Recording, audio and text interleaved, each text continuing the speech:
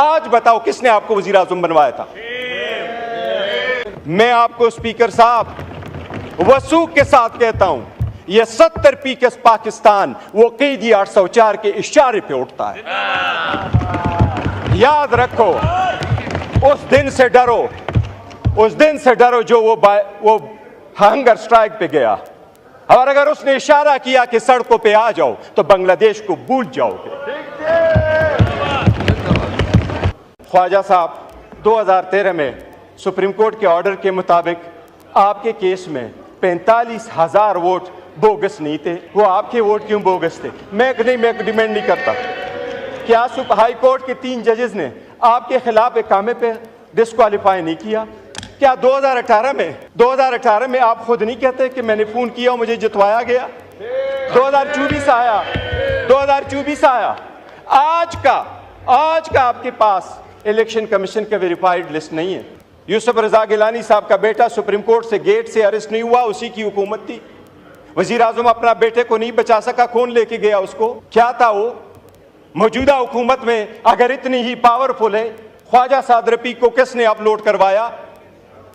अगर ऐसा ही है तो राजा साहब से मैं पूछता हूं, राजा साहब आपकी पार्टी वजीर आजम के हटाने के बाद जब CAC की मीटिंग हुई है, जनाब डिप्टी स्पीकर आपको अच्छी तरह मालूम है, रात को यह फैसला हुआ शहाबुद्दीन साहब कल वजीर आजम होंगे। उसके घर लोग चले गए, उसको उठाया, राजा साहब वजीर आजम होंगे। आज बताओ किसने आपको वजीर आजम बनवाया था?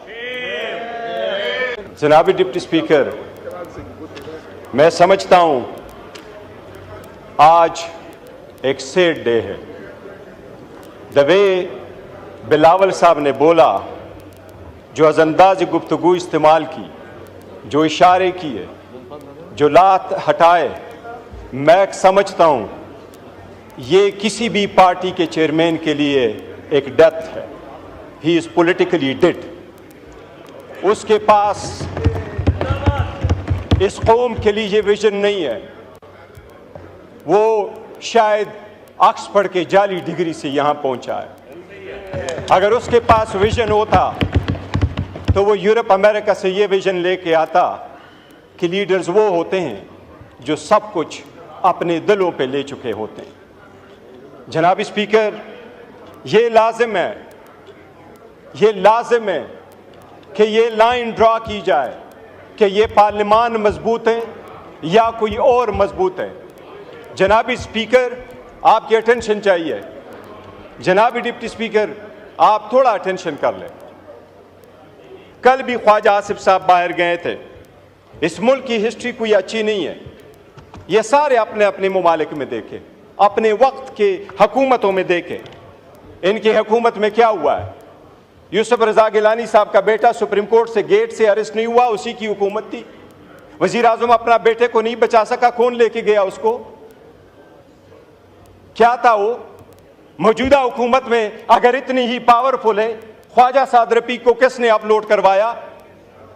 अगर ऐसा ही है तो राजा साहब से मैं पूछता हूं, राजा साहब आपकी पार्टी वजीर आजम के हटाने के बाद जब CAC की मीटिंग हुई है, जनाब डिप्टी स्पीकर आपको अच्छी तरह मालूम है, रात को यह फैसला हुआ शहाबुद्दीन साहब कल वजीर आजम होंगे। उसके घर लोग चले गए, उसको उठाया, राजा साहब वजीर आजम होंगे। आज बताओ किसने आपको वजीर आजम बनवाया था?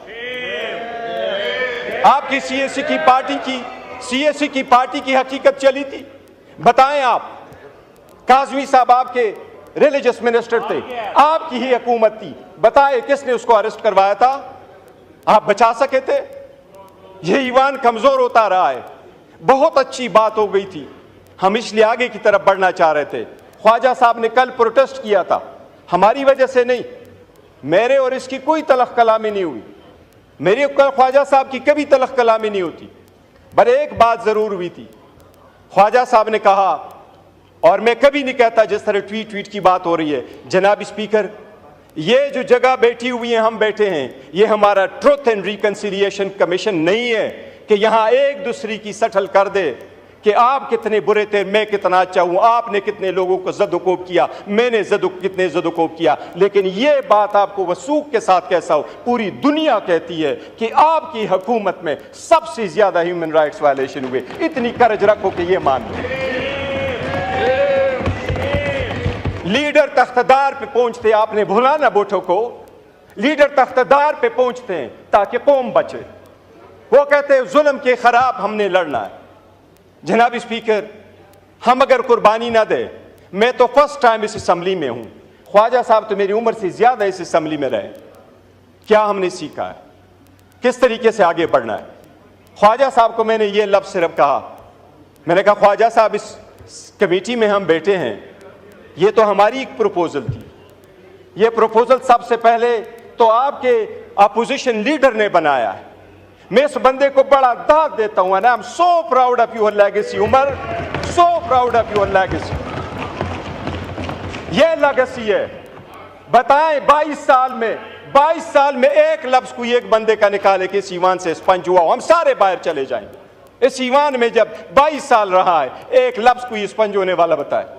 मैंने आपसे कल रिक्वेस्ट की थी ख्वाजा साहब से, मैंने कहा ख्वाजा साहब हम बड़े दिल खोल के आपके साथ बैठे हैं, हमें स्पॉइलर फिगर नहीं बनना चाहिए, हमें हेट फिगर नहीं बनना चाहिए, हमें अब आइसोलेट करके इस मैटर को रिजॉल्व करना चाहिए, डिफरेंसेस भूलने चाहिए। मैंने इनको ये गुजारिश की कि हमारे पॉलिटिकल अलायंस नहीं है, हमारे पॉलिटिकल डिफरेंसेस कभी एक नहीं हो जाएंगे। We and you could never ever be the same on the same page ever in life, but that doesn't mean we can not resolve the conflict, we got to move forward. मैंने उनको ये कहा कि ख्वाजा साहब, सबसे पहले Nelson Mandela का मैंने उनको मिसाल दी। मैंने कहा नेल्सन मंडेला अपार्थाइड के बाद आया तो उसने सबसे पहला काम जो किया, अपनी बीवी को डिवोर्स किया।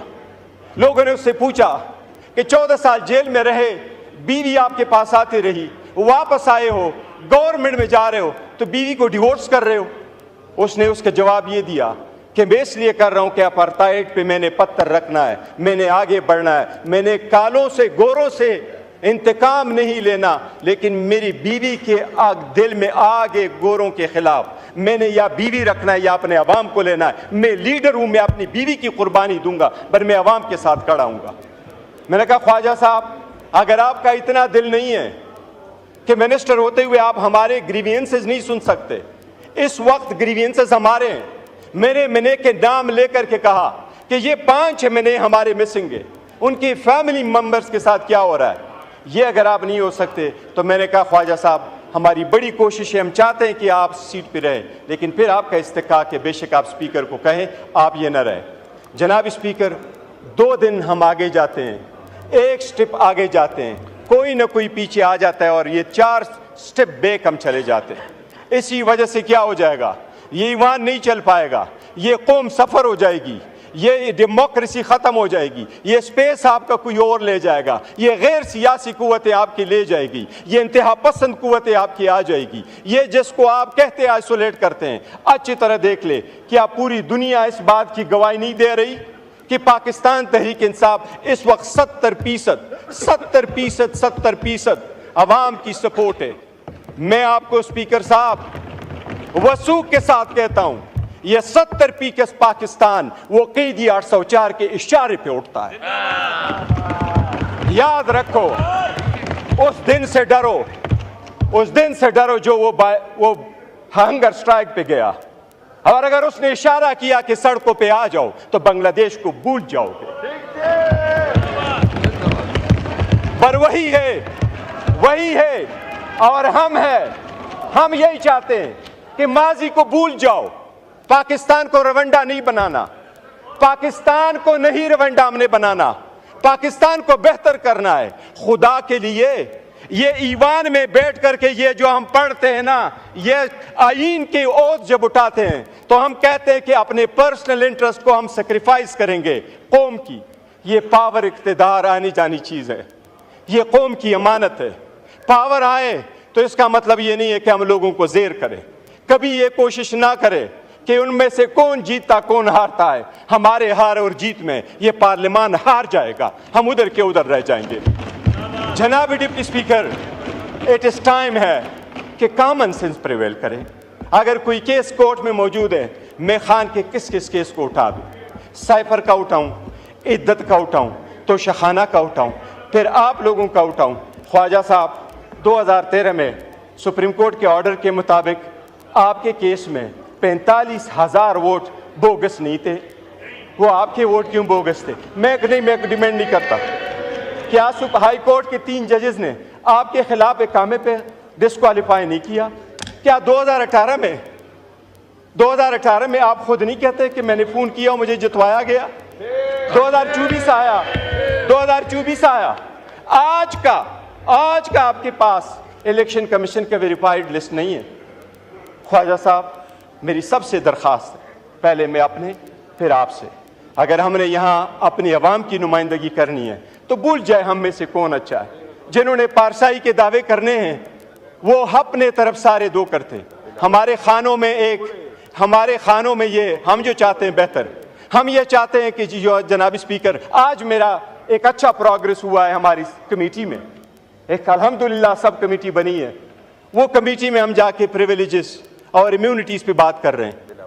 मैंने सारी बातें की, मैंने उनको कहा स्पीकर साहब, मैंने ये जिक्र किया, कहा ये कि इम्यूनिटी के लिए रखो, MPA मिनेस के लिए कि 15 दिन पहले अरेस्ट नहीं होंगे, 15 दिन बाद अरेस्ट नहीं होंगे। मैंने कहा हमें VIP कल्चर नहीं चाहिए, हमें अरेस्ट करते जब चाहे अरेस्ट करें, हम VIP कल्चर नहीं चाहते। हम डिग्निटी और रिस्पेक्ट के लिए बैठे, VIP कल्चर के लिए नहीं बैठे। हमें स्पेशली ना खड़ा करो कि आपको VIP पास इशू, आप एयरपोर्ट में चले जाओ। हम क्यों में खड़े होंगे अमेरिकन की तरह, हम जाएंगे ब्रिटिश की तरह, हम सारे जाएंगे। जनाब स्पीकर, एक नई शुरुआत की ज़रूरत होगी अगर मुल्क को बचाना है। अगर हमने किसी थर्ड फोर्स को ये पावर नहीं देना तो एक स्टेप बैक भी जाना पड़े तो हमें जाना होगा। हमने करना अगर है तो मैं ख्वाजा साहब बस इनफ, हम चाहते यही है कि डिफरेंसेस रिजॉल्व करें। अगर एक दूसरे को ये दिखाएंगे कि किसका कितना रोल था तो हमरी कभी कभी लफ्ज़ इस्तेमाल नहीं करता वो हमाम का, लेकिन इसमें किसी की हालत अच्छी नहीं है। ये सबसे बड़ी कर्ज हो कि घर से इब्तिदा कर ले और आवाम के पास वो छोड़ दो कि वो क्या करे। इसका सारा फैसला जो है ना तारीख करेगी, पब्लिक हमें जज करेगी और ये दिन ज़रे गुजर जाते हैं, वक्त आएगा आवाम हमें जज करेगी who is on the right side.